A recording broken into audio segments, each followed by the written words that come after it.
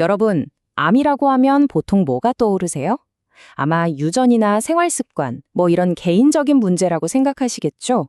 그런데요, 만약 암이 한 사람의 병이 아니라 우리 사회 전체가 앓고 있는 병의 마지막 증상이라면 어떨 것 같으세요? 이게 바로 빌헬름 라이히라는 사람이 던진 아주 논쟁적인 주장, 암 생물병질 이론의 핵심입니다. 오늘은 그 급진적인 생각 속으로 한번 깊이 들어가 보겠습니다. 바로 이 질문입니다. 암은 과연 몸의 병인가? 아니면 사회의 병인가? 와, 이 질문 하나가 사실 우리가 암에 대해서 안다고 생각했던 모든 걸 그냥 근본부터 흔들어 버리는 거죠.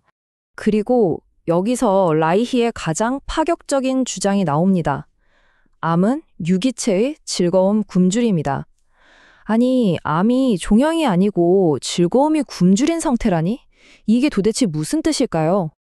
자, 지금부터 라이히가 어떻게 이런 주장을 했는지 그 논리를 한번 따라가 볼게요. 한 사람의 감정, 특히 그 깊은 절망감이 어떻게 몸의 질병으로 이어지는지 그 과정을 하나씩 살펴보겠습니다. 우선 라이는 암을 생물병질이라고 불렀어요. 이게 뭐냐면요. 종양 자체에만 집중하지 말자는 거예요. 생각해보세요. 나무에 썩은 가지가 하나 보인다고 해서 그 가지만 쳐내는 게 해결책일까요? 아니죠. 이미 뿌리부터 땅 전체가 병들었을 수 있잖아요. 라이는 종양을 바로 그 썩은 가지로 본 겁니다. 병의 원인이 아니라 아주 오래전부터 몸 전체가 무너져 내리고 있었다는 그 마지막 신호, 마지막 비명 같은 거라는 거죠. 자, 그럼 그 과정이 어떻게 진행될까요? 라이히는 이걸 4단계로 설명합니다. 첫 번째 단계, 모든 건 감정적 체념에서 시작된다고 봤어요. 그러니까 그냥 삶의 기쁨을 포기해버리는 마음 상태인 거죠. 그럼 이 절망감이 2단계로 넘어가서 몸의 생명 에너지 흐름을 꽉 막아버려요. 그리고 3단계에선 뭐 소화가 잘 안 된다거나 몸이 뻣뻣해지는 것처럼 사소해 보이는 증상들이 나타나기 시작합니다. 그러다가 이 상태가 몇 년이고 계속되면 마침내 4단계에서 우리 눈에 보이는 종양이라는 형태로 빵 하고 터져나온다는 거예요. 그리고 바로 이 지점에서 라이히의 이론이 가장 큰 논란을 불러일으킵니다. 그는 이 에너지 정체의 한가운데에 성적 불행이 있다고 주장했거든요. 근데 여기서 말하는 성이라는 게 단순히 성관계만 뜻하는 건 아니에요. 좀 더 넓은 의미로 삶의 기쁨, 활력, 창의력 같은 그런 생명 에너지 전체를 말하는 거였어요.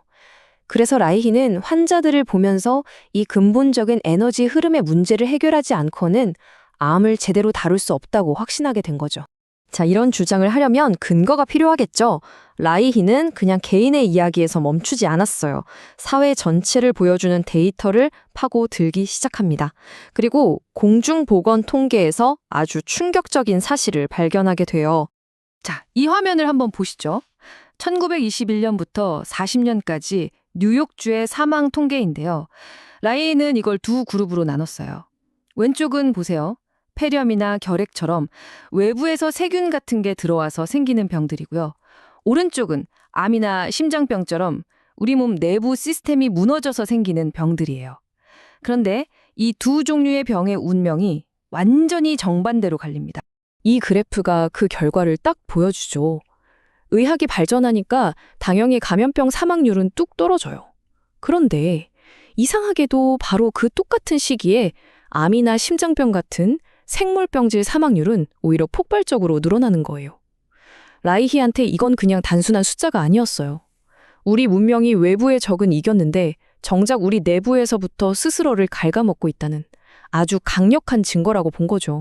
물론 그때도 사람들이 그랬겠죠. 에이, 그건 그냥 진단 기술이 좋아져서 암 환자를 더 잘 찾아내니까 늘어난 거지. 근데 라이히는 여기서 날카롭게 파고듭니다. 잠깐만요? 그게 맞다면 왜 전혀 상관없어 보이는 심장병, 정신질환, 심지어 자살률까지 다 같이 늘어나는 거죠? 이건 어떻게 설명할 건데요? 하고 말이죠. 그래서 라이히가 내린 결론은 이거였습니다. 우리 사회가 겉으로는 발전하는데 그 속에서는 사람들이 진짜 원하는 대로 살고 사랑하지 못하게 억압하고 있다는 거예요. 모두에게 보이지 않는 감정의 갑옷을 입히고 있는 거죠. 그리고 바로 이 억압적인 사회 자체가 질병을 마구 찍어내는 거대한 공장이라는 겁니다. 자, 그럼 이 거창한 이론이 실제 한 사람의 인생을 어떻게 바꿨는지 아주 인상적인 이야기가 하나 있습니다. 한번 들어보시죠. 이야기의 주인공은 허먼 오 템플턴이라는 분입니다.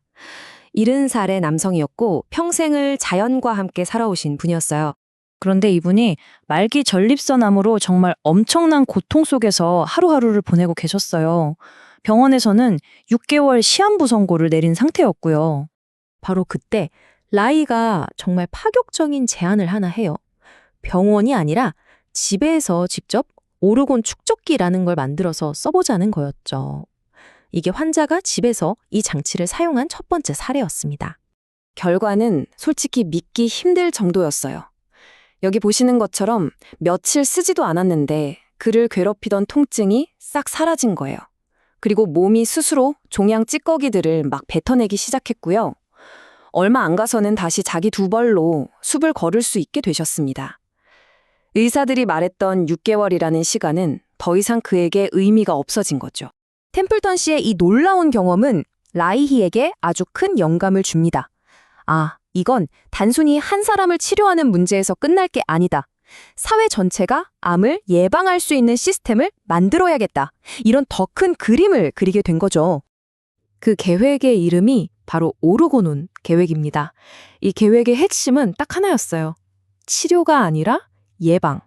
병이 생기기 전에 미리 막자는 거죠. 그리고 이 계획을 운영하는 방식에서 라이히의 철학이 정말 잘 드러나요. 그는 건강이 돈벌이 수단이 되면 안 된다고 생각했어요. 그래서 비영리 재단을 만들어서 이 축적기를 비싸게 팔지 않았습니다. 대신에 매달 아주 적은 기부금만 받고 빌려주는 방식을 택했죠.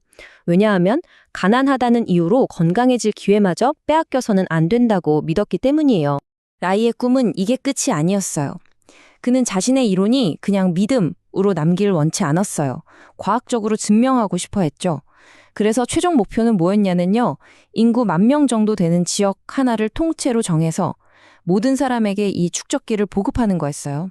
그리고 다른 지역이랑 실제로 암 발생률이 어떻게 달라지는지 비교하는 그런 대규모 사회 실험을 꿈꿨던 겁니다. 물론 빌헬름 라이히의 이론은 지금까지도 주류 의학계에서는 받아들여지지 않고 있습니다. 좀 비주류에 속하죠. 하지만 그의 이야기는 우리에게 시대를 초월하는 질문 하나를 던집니다. 우리의 몸과 우리 사회는 과연 얼마나 깊이 연결되어 있을까? 우리의 건강이 정말 나 혼자만의 문제일까요? 아니면 우리가 발딛고 사는 이 사회의 분위기, 문화와는 전혀 상관이 없는 걸까요? 이 질문에 대해 한 번쯤 생각해 보는 것도 의미 있지 않을까요?